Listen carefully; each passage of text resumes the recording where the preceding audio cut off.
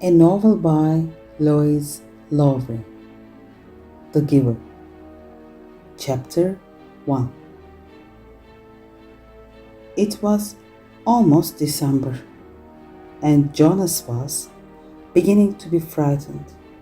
No, wrong word. Jonas thought frightened meant that deep, sickening feeling of something terrible about to happen. Frightened was the way he had felt a year ago when an unidentified aircraft had overflown the community twice. He had seen it both times. Squinting toward the sky, he had seen the sleek jet, almost a blur at its high speed, go past, and a second later heard the blast of sound that followed. Then one more time, a moment later, from the opposite direction, the same plane. At first, he had been only fascinated. He had never seen aircraft so close, for it was against the rules for pilots to fly over the community. Occasionally, when supplies were delivered by cargo planes to the landing field across the river, the children rode their bicycles to the riverbank and watched, intrigued, the unloading and then the takeoff direct to the west, always away from the community. But the aircraft a year ago had been different. It was not a squat, fat-bellied cargo plane, but a needle-nosed single-pilot jet.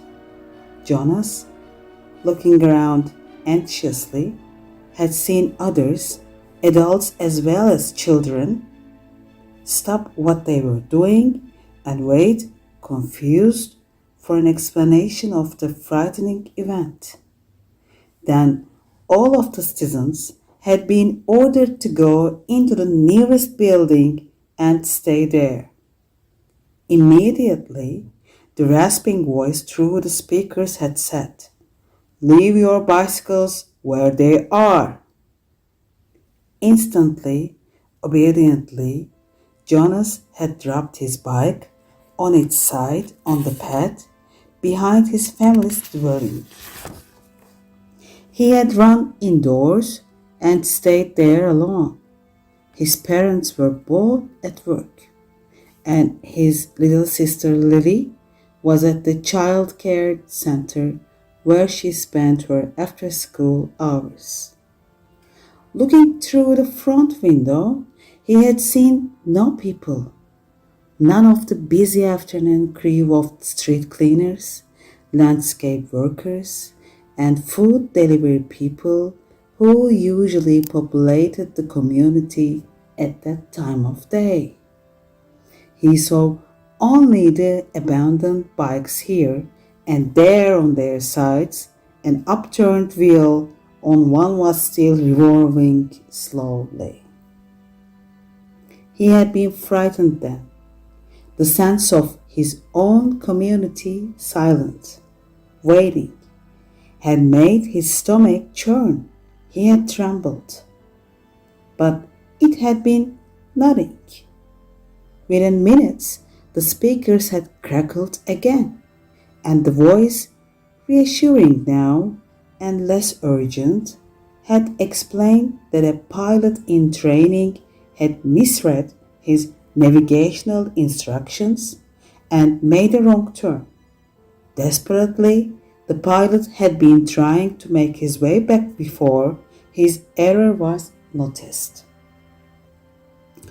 "Needless to say, he will be released," the voice had said, followed by silence.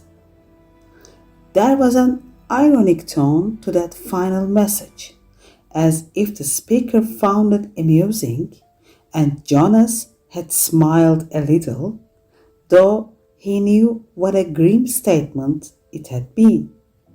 For a contributing citizen to be released from the community was a final decision, a terrible punishment, an overwhelming statement of failure. Even the children were scolded if they used the term lightly at play, jeering at a teammate who missed a catch or stumbled in a race. Jonas had done it once, had shouted at his best friend, "That's it, Asher, you're released!" when Asher's clumsy error had lost a match for his team. He had been taken aside for a brief and serious talk by the coach, had hung his head with guilt and embarrassment, and apologized to Asher after the game. Now, thinking about the feeling of fear as he pedaled home along the river path, he remembered that moment of palpable, stomach sinking terror when the aircraft had streaked above. It was not what he was feeling now with December approaching. He searched for the right word to describe his own feeling.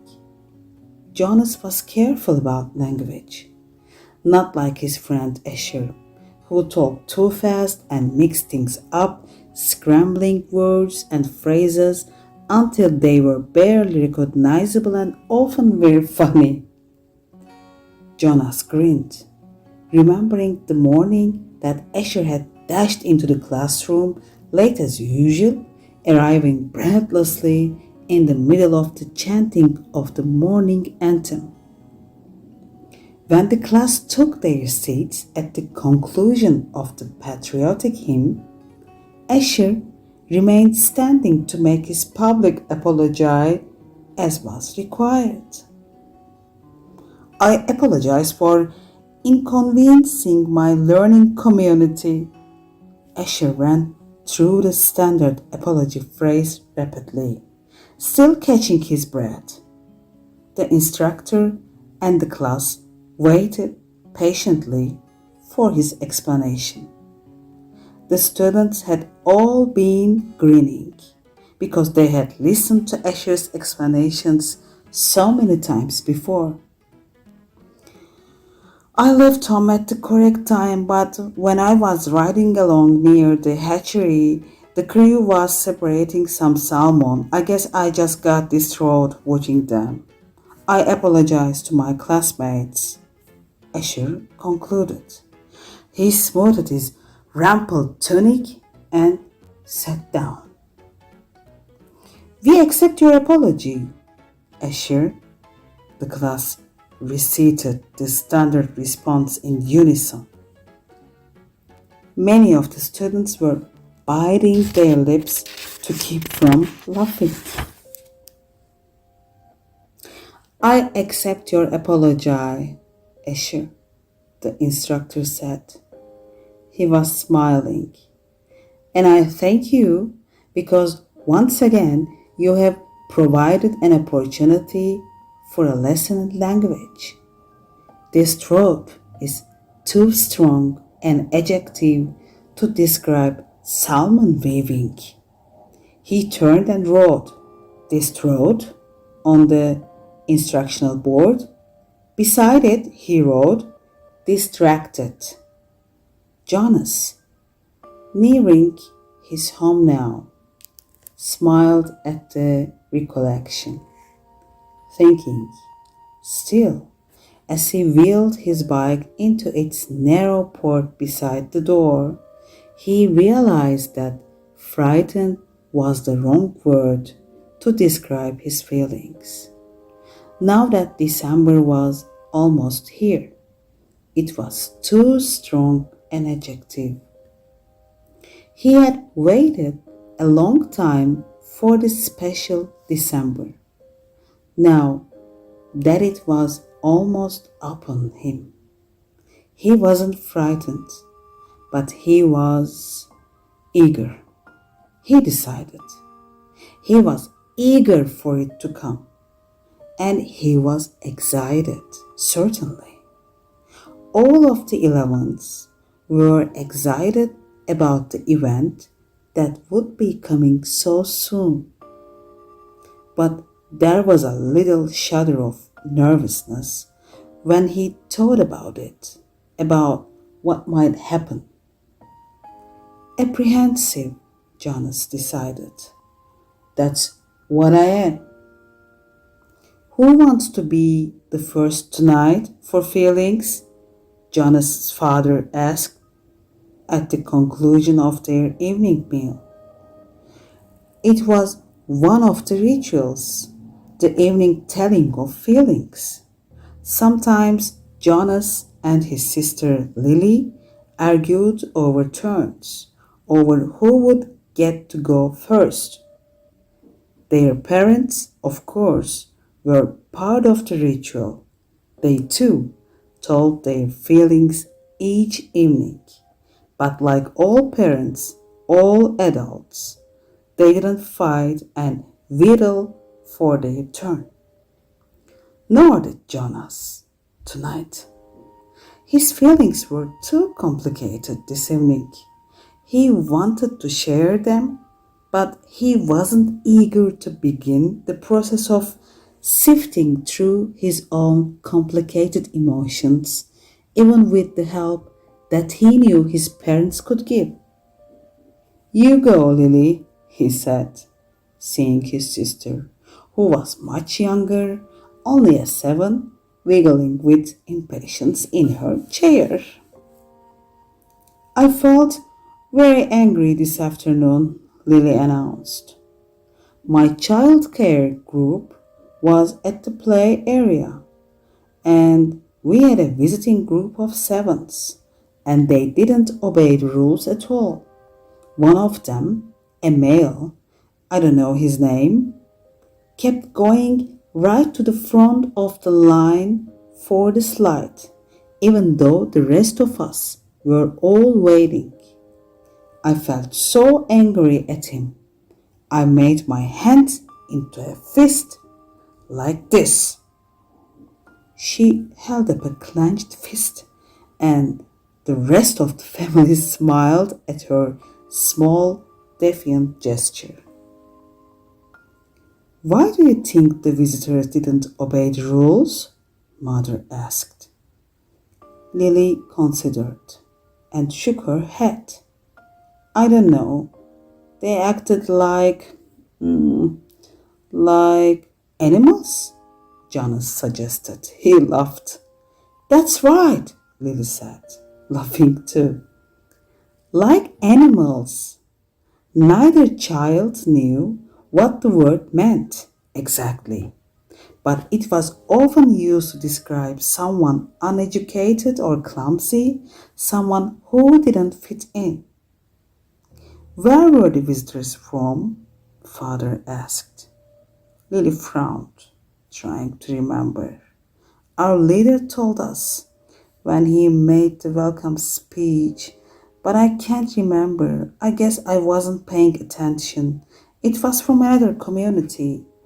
They had to leave very early and they had their midday meal on the bus. Mother nodded.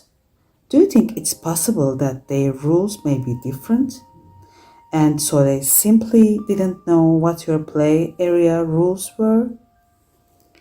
Lily shrugged and nodded. I suppose. You have visited other communities, haven't you? Jonas asked. My group has often. Lily nodded again. When we were 6s, we went and shared a whole school day with a group of 6s in their community. How did you feel when you were there? Lily frowned. I felt strange because their methods were different. They were learning usages that my group hadn't learned yet. So we felt stupid. Father was listening with interest. I'm thinking, Lily, he said, about the boy who didn't obey the rules today. Do you think it's possible that he felt strange and stupid being in a new place with rules that he didn't know about? Lily pondered that. Yes, she said finally. I feel a little sorry for him, Jonas said. Even though I don't even know him, I feel sorry for anyone who is in a place where he feels strange and stupid. How do you feel now, Lily? Father asked. Still angry? I guess not, Lily decided. I guess I feel a little sorry for him and sorry I made a fist. She grinned. Jonas smiled back at his sister. Lily's feelings were always straightforward, fairly simple, usually easy to resolve. He guessed that his own had been too when he was a 7. He listened politely through not very attentively while his father took his turn describing a feeling of worry that he had that day at work, a concern about one of the new children who wasn't doing well. Jonas' father title was Nurturer. He and the other nurturers were responsible for all the physical and emotional needs of every new child during its earliest life. It was a very important job, Jonas knew, but it wasn't one that interested him much. What gender is it? Lily asked.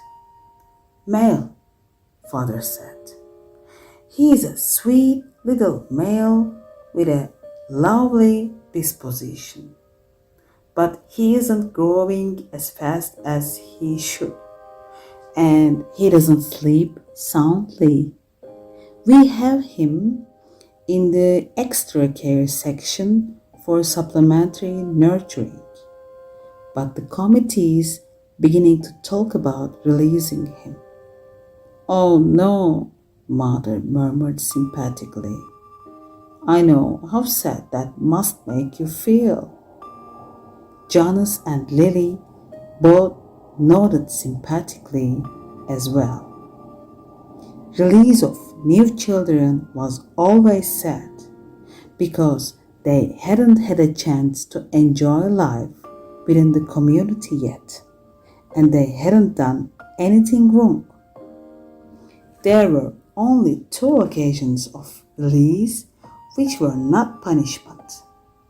Release of the elderly, which was a time of celebration for a life well and fully lived, and release of a new child, which always brought a sense of what could we have done. This was especially troubling for the nurturers, like Father, who felt they had failed somehow, but it happened very rarely. Well, Father said, I'm going to keep trying. I may ask the committee for permission to bring him here at night, if you don't mind. You know what the night crew nurturers are like. I think this little guy needs something extra. Of course, Mother said, and Jonas and Lily nodded. They had heard Father complain about the night crew before. It was a lesser job, night crew nurturing, assigned to those who lacked the interest or skills or insight for the more vital jobs of the daytime hours. Most of the people on the night crew had not even been given spouses because they lacked somehow the essential capacity to connect to others, which was required for the creation of a family unit.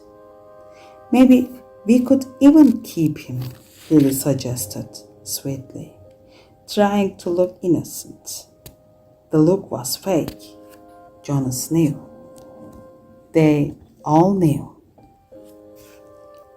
Lily, Mother reminded her, smiling. You know the rules. 2 children, 1 male, 1 female, to each family unit. It was written very clearly in the rules. Lily giggled.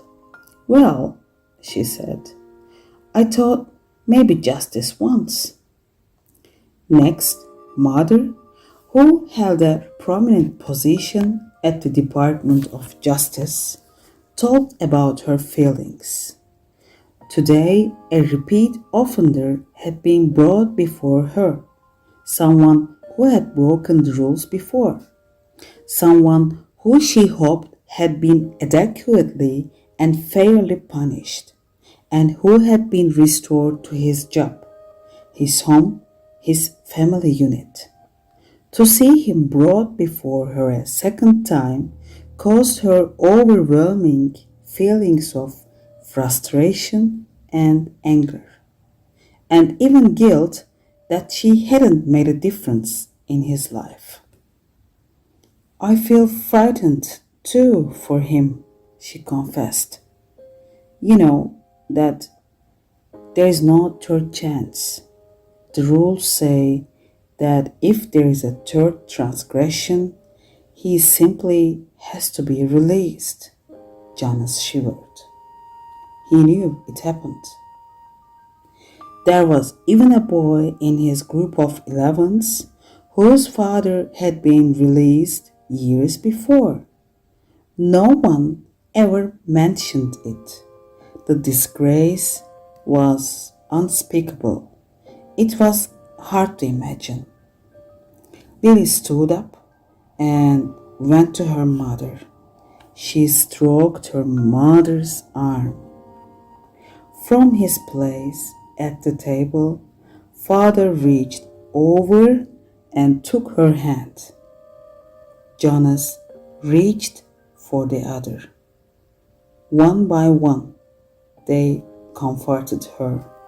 Soon she smiled, thanked them, and murmured that she felt soothed.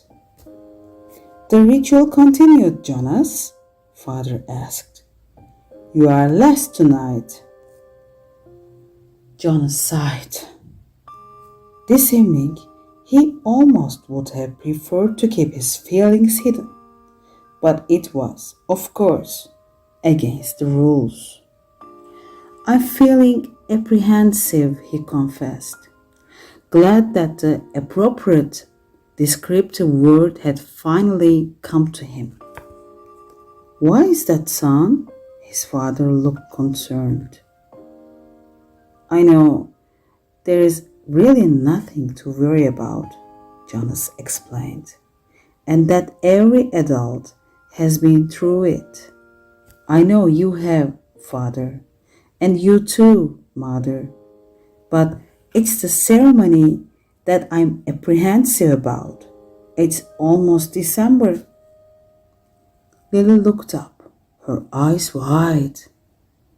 The ceremony of 12, she whispered in an awed voice. Even the smallest children, Lily's age and younger, knew that it lay in the future for each of them. I'm glad you told us of your feelings, Father said. Lily, Mother said, beckoning to the little girl, go on now and get into your nightclothes.